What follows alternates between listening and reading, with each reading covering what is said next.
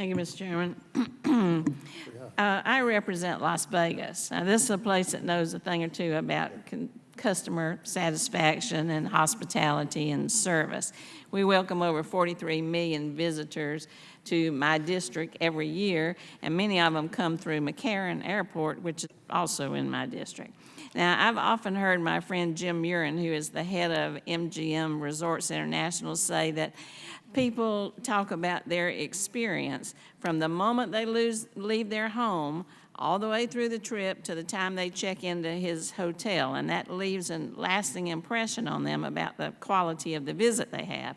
Now, he doesn't want to have to buy breakfast for some angry customer like Mr. Capuano here when they get there because they've lost their bag, or they had to wait for an hour to get a cab, or they had an unpleasant flight experience. And I'm sure you don't want to deal with that same kind of customer either.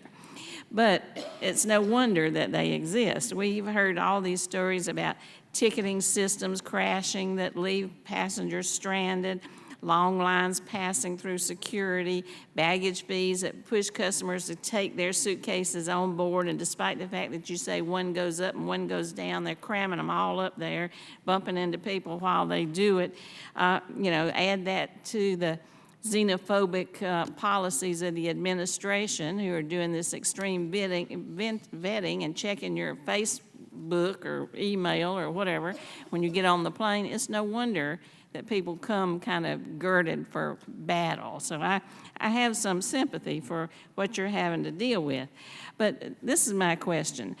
We've heard all this kind of ranting about how bad the airlines are and all these unfortunate experiences, and yet pretty soon this committee is set to consider a proposal to privatize air traffic control and hand over billions of dollars worth of investment and assets to a private corporation that's going to be controlled by y'all, by the airlines.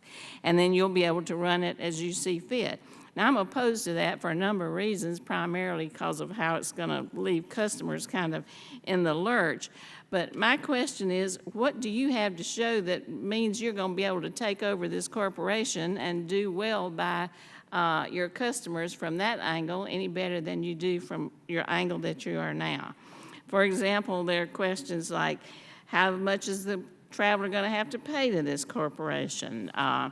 What kind of things have you done at your airlines that in terms of routing that might be better that you'll do through this corporation? In terms of investment in technology, management decisions, what have you done about your own scheduling? All of those questions that have seemed to be criticized today, how are they going to translate into your being able to control air traffic control system through a private board? So maybe y'all could just tell me some of the things you're doing that would make an argument for why you should control that aspect of airlines as well. Well, thank you for the question, Congressman. And we believe that one of the ways we can actually help our customers is through ATC privatization. The worst thing we do to our customers is the long delays and cancellations, and those lead to customer service problems. They lead to the customer that gets to McCarran and is upset. And we want to fix that. And the FAA is a fantastic partner, and they want to fix that as well. But they're handicapped today by the model where they do annual budgets, where investing for the future and the kinds of investments we need to make for the future are hard for the FAA to do in the normal course of business in the government. And the kinds of things that we could do to make the process better is, for example, you have more sophisticated GPS technology in your car than we use on aircraft today. We have these systems, and we could fly straight line routes, but we still fly zigzag highways in the sky to get from Washington to Las Vegas. We could do things like continuous descent approaches. So today, we're at 35,000 feet. We step down in each one. It's like driving your car and slamming on the accelerator and then hitting the brake and slamming on the accelerator, and we burn gas and we take more time.